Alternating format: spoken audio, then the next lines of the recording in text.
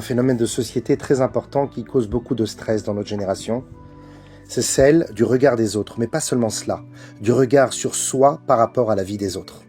Imagine, tu grandis avec un cousin, vous jouez ensemble chez la même grand-mère, vous êtes dans la même famille, dans la même tribu, vous avez les mêmes codes et la même éducation.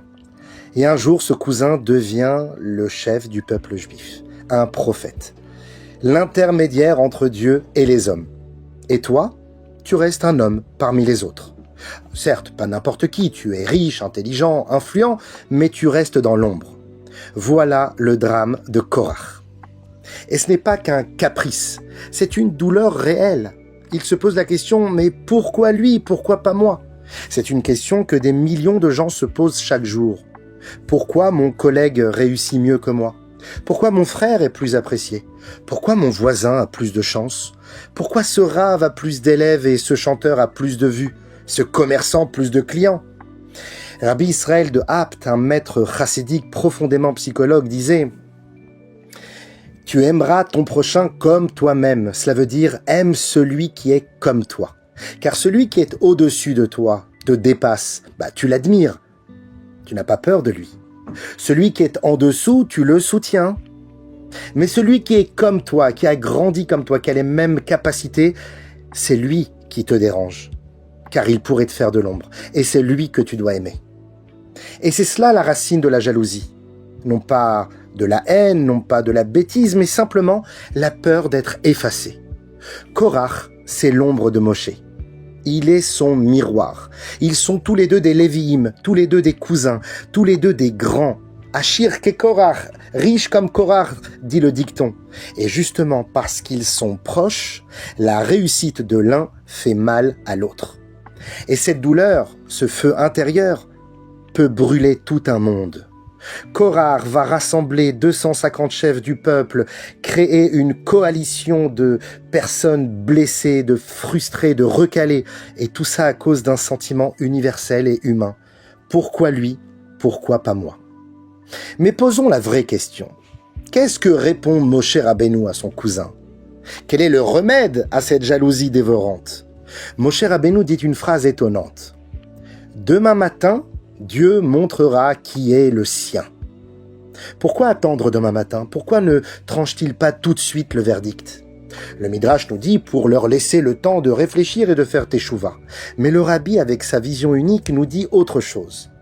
Moshe Rabbeinu leur dit « Les amis, regardez le monde. Il y a un matin et il y a un soir. Il y a de la lumière et il y a de l'obscurité. Il y a des grands et des petits. Il y a des différences. » Et ce n'est pas une injustice, c'est une richesse. L'un apporte à l'autre. Tu ne peux pas être Moshe Rabbeinu, mais Moshe Rabbeinu ne peut pas être toi. C'est ça le message. Tu es une histoire à part entière. Rabbi Mendel de Kotsk disait « Si je suis ce que je suis parce que tu es ce que tu es, et que tu es ce que tu es parce que je suis ce que je suis, alors je ne serai pas ce que je suis, et tu ne seras pas ce que tu es. » Par contre, si je suis ce que je suis parce que je suis ce que je suis, et que tu es ce que tu es parce que tu es ce que tu es, alors je serai ce que je dois être et tu seras ce que tu dois être. C'est ça tout le message. T'es une histoire à part entière. Et ce n'est pas un hasard si le 10e des derniers des 10 commandements, celui qui clôt les Aseret Adiberot, le décalogue, nous dit « Lo tachmod, tu ne convoiteras pas ». Ce commandement vient juste après tous les autres. Il vient clôturer. Il ne parle ni de meurtre, ni de vol, ni d'idolâtrie, ni d'adultère. Il parle d'un sentiment intérieur, psychologique, d'un regard sur soi. Celui qui convoite, c'est celui qui regarde la vie de l'autre avec envie, avec amertume, même s'il sait qu'il ne pourra jamais avoir la même chose. Et c'est ce regard-là que la Torah veut transformer. Parce que tant que tu regardes l'autre avec jalousie, tu ne peux pas découvrir ta propre richesse. Un jour, un élève marche avec son maître, Rabbi Yonatan Eibeshitz. Il lui raconte combien était-il douloureux pour lui de vivre avec 10 enfants dans un petit 30 mètres carrés. Alors que regardez, le voisin, il a 10 chambres, un grand palais. Pourquoi je ne mérite pas comme lui? Le Rav lui a répondu, si tu veux vivre comme lui, il faut aussi que tu acceptes tout le lot. Car cette personne qui vit dans 10 chambres, malheureusement, ce sont des chambres vides, car il n'a pas eu d'enfant. Et c'est là que l'on touche à un point psychologique fondamental. Beaucoup de gens passent leur vie à désirer ce qu'ils n'ont pas, à se comparer, à se diminuer, à être malheureux d'être eux-mêmes, parce qu'ils ne sont pas patrons ou parce qu'ils ne sont pas influenceurs ou stars ou leaders. Et ce sentiment d'infériorité est ravageur, parce qu'on ne vit plus sa vie. On vit dans le fantasme de la vie des autres. Et surtout, on n'optimise pas ce que Dieu nous a donné. La Mishnah dans Pirkei Avot nous dit « Quel est le vrai riche ?» Eh bien, c'est celui qui est heureux de sa part. Alors, il ne faut pas lire « satisfait » ou « résigné », il faut toujours vouloir plus. Mais entre-temps, je suis heureux de ma part.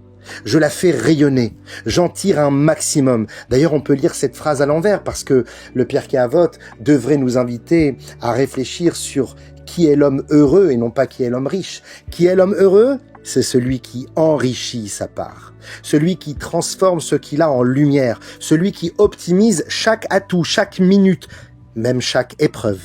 Celui qui se dit « Je ne suis peut-être pas Moshe Rabbeinu, mais j'ai quelque chose que même Moïse n'a pas ». C'est exactement ce que Moshe dit à son cousin Korach. Dieu a mis en toi des forces uniques, mon cher cousin. Tu ne dois pas chercher à prendre ma place, tu dois prendre la tienne. Et ce message-là, c'est le message que le Rabbi a crié au monde. Tu es indispensable, tu es irremplaçable, tu es une mission divine. Le Rabbi a nommé des shluchim dans le monde entier et il n'a pas tiré ces shluchim des meilleures places élitistes dans les yeshivot. C'était parfois des jeunes hommes simples qui n'avaient pas encore trouvé leur but et leur objectif dans la vie. Et il les a mis sur le podium pour qu'ils optimisent leurs capacités. Le Rabbi n'attendait pas non plus qu'un juif vienne le voir. Il allait chercher chaque juif dans le monde entier, même celui qui n'avait jamais entendu, même celui qui ne se considérait pas religieux, parce que chaque juif, chaque âme est un univers. Et ce n'est pas qu'un concept, c'est une halakha. Lors du terrible attentat de Tyr en 1982, un immeuble s'est effondré. L'armée hésite. Devait-elle écraser les étages supérieurs de l'immeuble pour sauver des dizaines de soldats en bas, au risque d'en tuer quelques-uns encore vivants en haut? Les plus grands poskim ont répondu non. On ne sacrifie jamais un seul innocent, même pour en sauver 1000. Rappelez-vous du film de Steven Spielberg. Il faut sauver le soldat Ryan. L'histoire d'un groupe de soldats pendant la Deuxième Guerre mondiale qui vont sacrifier leur vie pour sauver qu'un seul soldat. Pourquoi ?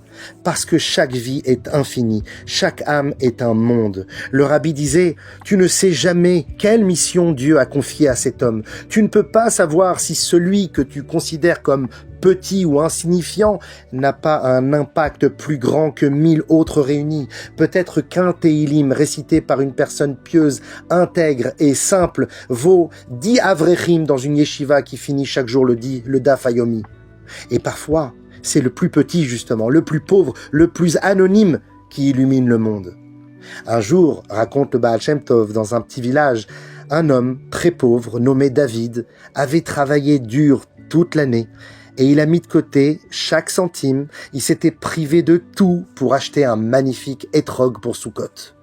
Un jour, il revient avec l'étrog qu'il vient d'acquérir, fier et ému, mais sa femme, épuisée de vivre dans la pauvreté et choquée de cette dépense, attrape le hétrog et lui casse le pitum, l'excroissance au-dessus du fruit. Elle l'endommage volontairement et l'étrog est désormais invalide.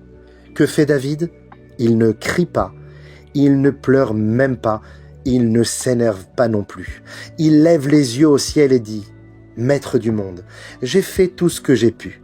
Maintenant si toi, tu veux que cela soit ainsi, alors que ça soit ainsi. » Le Baal Shem Tov a dit que cette simple phrase, sortie du cœur d'un homme simple, a causé une joie dans le ciel qu'aucun sage, qu'aucun tzaddik auparavant n'avait provoqué depuis des générations.